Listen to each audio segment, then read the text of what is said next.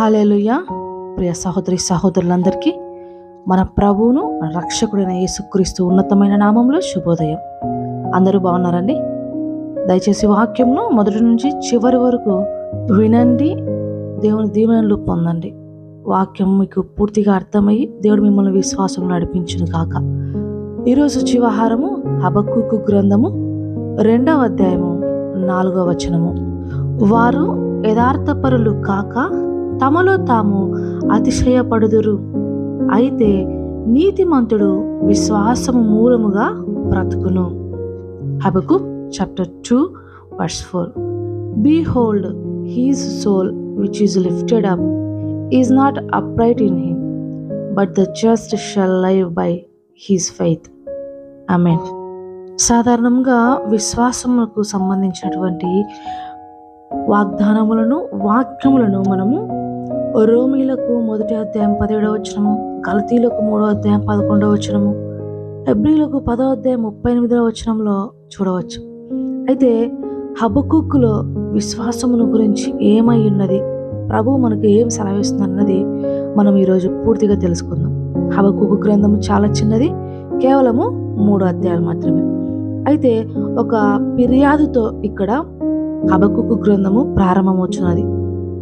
ప్రవక్తయగు హబక్కూకు వద్దకు దర్శన రీతిగా వచ్చిన దేవోక్తి. యెహోవా, నేను మొరపెట్టినను నీవెన్నాళ్ళు ఆలకింపకయుందువు? బలాత్కారము జరుగుచున్నదని నేను నీకు మొరపెట్టినను నీవు రక్షింపకున్నావు అని దేవుణ్ణి ప్రశ్నిస్తూ ఇక్కడ హబక్కూకు గారు ఆవేదన చెందుతూ దేవుని మీద ఆరోపణతో మొదలవుతున్నటువంటి ఈ యొక్క మాటలు, ఈ యొక్క హబక్కూకు గ్రంథము. సహాయం కొరకు విలపిస్తున్నప్పుడు ఎందుకు జవాబు ఇవ్వటం లేదు? ఈ విషయములు ప్రార్థనలో దేవుణ్ణి అడుగుతూ ప్రారంభిస్తున్నారు. దేవుడు హబక్కూకుకు జవాబునిచ్చారు, కానీ అది హబక్కూకు ఆశించినట్లుగా లేదు. యూదాను శిక్షించుటకు బబులోను వారిని దేవుడు పంపబోచున్నాడని చెప్పి ఉన్నారు. కరుణలేని క్రూరత్వం గల సైన్యము వారిని చీల్చివేయనని దేవుడు ఆజ్ఞ ఇచ్చారు. అందువలనే హబక్కూకు మరలా ఫిర్యాదు చేస్తున్నారు. క్రూరత్వము గల ఆ రాజ్యము చేత యూదా శిక్షింపబడుట న్యాయమా? బలాత్కారమునకు విరోధముగా దేవుడు చేసిన న్యాయ తీర్పును విశదీకరించినప్పుడు హబక్కూకు సంతృప్తి చెందారు. ఫిర్యాదుతో ప్రారంభమైన ఈ పుస్తకం బైబిల్లోని అతి మనోహరమైన ఒక కీర్తనతో ముగుస్తూ ఉన్నది. మనం కూడా మన జీవితంలో ప్రార్థన చేసినట్లుగా మన ప్రార్థనలకు అనుగుణంగా దేవుడు మార్చబడాలని ప్రార్థిస్తాం కదా. మన యొక్క ప్రార్థనలు ఫలించినప్పుడు ఎంతో ఫిర్యాదులు మనకు దేవుని మీద ఉంటాయి. అయితే ఏ విషయముల మీద ఆధారపడినప్పటికీ, ఎలాంటి కంప్లైంట్స్ నీకున్నప్పటికీ నీ జీవితం కూడా హబక్కూకు గ్రంథము 3వ అధ్యాయం వలె సంతోష గానముతో కీర్తనతో ముగియాలని దేవుడు ఆశిస్తున్నాడు. అయితే ఇక్కడ దేవుడు చేసిన 2 తీర్మానముల గురించి మనం చూద్దాం. దేవుడు నిర్ణయించుకున్న 2 తీర్మానములను హబక్కూకుకు తెలిపారు. 1వ తీర్మానము, క్రూరత్వము గల బబులోనీయులు ఇతరులను కొట్టిన అదే ఆయుధములతో వారిని కొట్టును. ఇతర రాజ్యములను వారు నాశనము చేసినట్లుగానే బబులోను నాశనం చేయబడును. అన్యజనులు క్షీణించెదరు.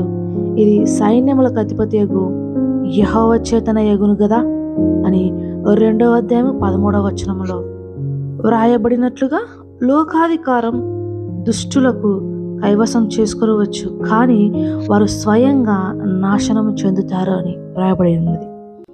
2వ తీర్మానము దేవుని యొక్క స్వభావ విశేషములను ఆధారము చేసుకొని ఉంటుంది.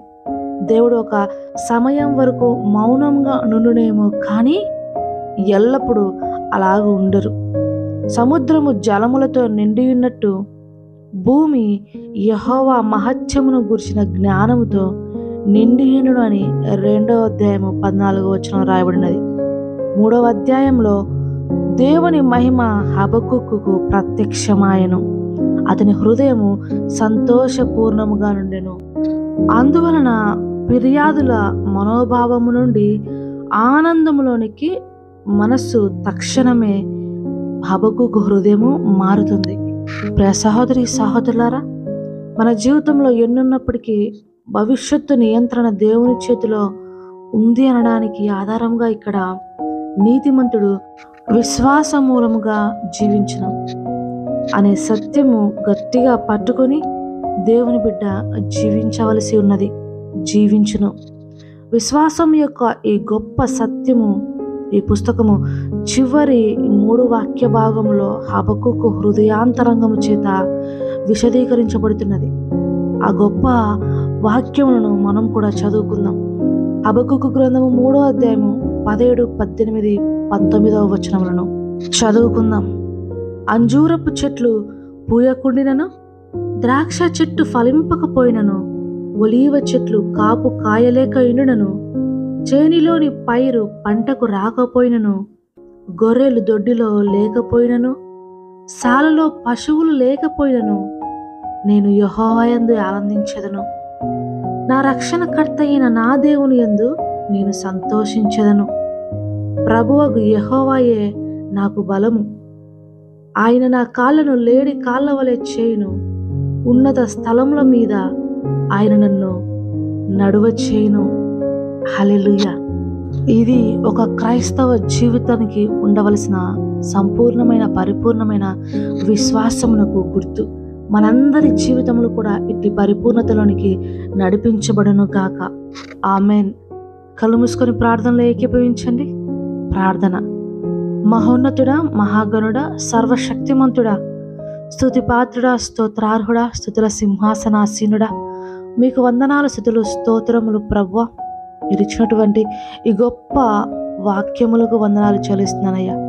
మా జీవితంలో ప్రభువా ఎటువంటి కంప్లైంట్స్ ఉన్నప్పటికీ, ఎటువంటి క్లిష్ట పరిస్థితుల్లో ఉన్నప్పటికీ ప్రభువా నీ యందు సంపూర్ణ విశ్వాసము ద్వారా విశ్వాసంలో జీవించుటకు పరిపూర్ణతలోనికి నడిపించండి. ఏమి ఉన్నా లేకున్నా, ఎవరు మాకు ఉన్నా లేకున్నా ప్రభువా ప్రతి కష్టంలోనూ మీరున్నారన్న విశ్వాసము మమ్మల్ని ముందుకు నడిపిస్తున్నది.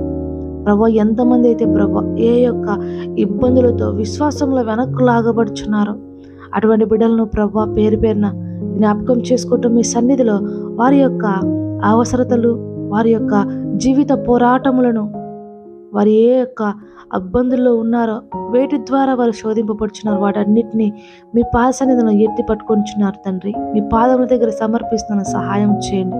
మూయబడిన గర్భములు తెరవండి. అనారోగ్యంలో ఉన్న వారికి ఆరోగ్యం దయచేయండి. యవ్వన బిడ్డల జీవితాలను కట్టండి తండ్రి. కుటుంబ వ్యవస్థలు ప్రేమ ఐక్యతలుగా క్షీణించుచున్నవి ప్రభువా. ఈ యొక్క ప్రేమతో ఆ కుటుంబములు కట్టనండి. ప్రతి కుటుంబము పరలోకము వలన సన్నిధి నుండకు సహాయము చేయండి ప్రభువా. రోగములతో, బాధలతో, కన్నీటితో ఉన్న జీవితాలను పైకి లేవనెత్తండి. విశ్వాసంలో వారిని ముందుకు సాగిపోటకు సహాయం చేయండి. సంఘమును, సంఘ కాపులను, మిషనరీ ఎవాంజలిస్టులను దీవించండి. పరిచర్యంతటి నూరంతలుగా ఫలింపచేయండి తండ్రి.